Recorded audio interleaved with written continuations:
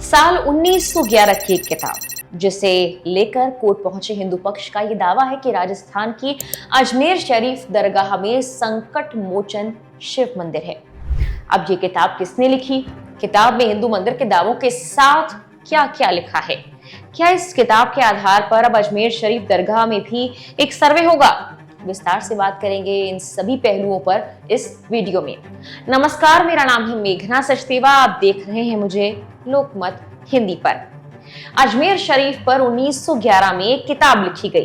किताब का टाइटल है अजमेर हिस्टोरिकल एंड डिस्क्रिप्टिव। किताब को लिखा है हरबिलास सारदा ने। हरबिलास सारदा का जन्म हुआ था 1867 में। अजमेर में जन्मे सारदा शिक्षक, विधायक और पूर्व जज भी थे। उनकी एक टाइमलाइन पर जरा गौर करते हैं। 1888 में हरबिलास सारदा ने आगरा से बैचलर्स ऑफ आर्ट्स की डिग्री हासिल की। 1889 में सारदा ने अजमेर के सरकारी कॉलेज में एक शिक्षक के रूप में अपना करियर शुरू किया। वो ऑक्सफोर्ड यूनिवर्सिटी में पढ़ाई करना चाहते थे, लेकिन पिता की तबीयत खराब होने के कारण ऐसा नहीं कर पाए।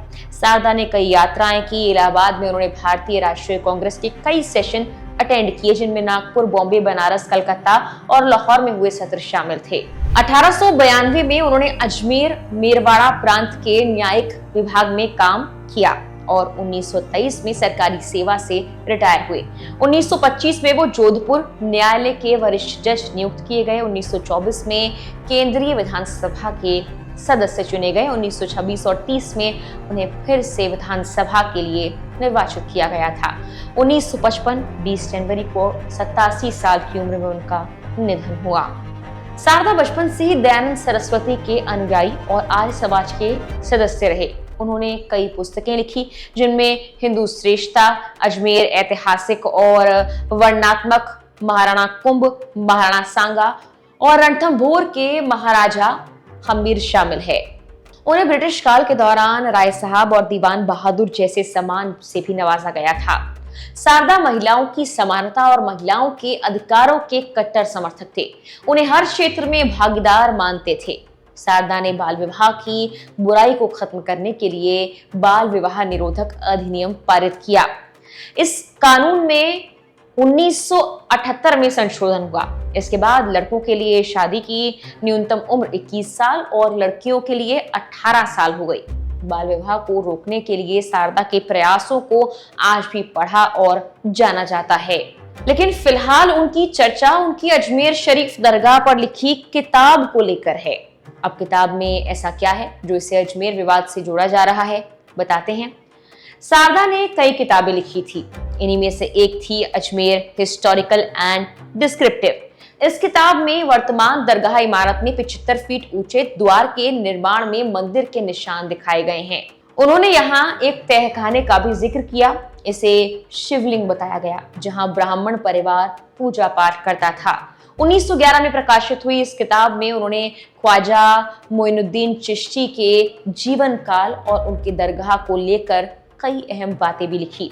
इसी किताब में हरबिलास सारदा ने कहा कि दरगाह का निर्माण मंदिर अवशेषों पर ही किया गया है। इस किताब में कहा गया कि अजमेर में पृथ्वीराज चौहान ने भी शासन किया था। जज हरबिलास ने यह बताया था कि अजमेर महायोद्धा पृथ्वीराज चौहान के वंशजों ने ही यहाँ मंदिर बनाया था। अब इस किताब को ही आधार बनाकर कोर्ट में वाद दायर किया गया है। याचिका हिंदू सेना के राष्ट्रीय अध्यक्ष विष्णु गुप्ता ने लगाई। इस मामले को लेकर सिविल कोर्ट ने अल्पसंख्यक मंत्रालय, दरगाह कमेटी अजमेर और भारतीय पुरातत्व सर्वेक्षण विभाग यानी ASI को नोटिस भेजा है। जबकि अदालत की कार्रवाई के जवाब में दरगाह की देखभाल करने वालों की देखरेख करने वाली अंजुमन समिति के सचिव सैयद सरवर चिश्ती ने ऐसे विवादों के निहितार्थों के बारे में चिंता व्यक्त की है। उन्होंने 1991 के प्लेसेस ऑफ वर्शिप एक्ट का हवाला दिया है।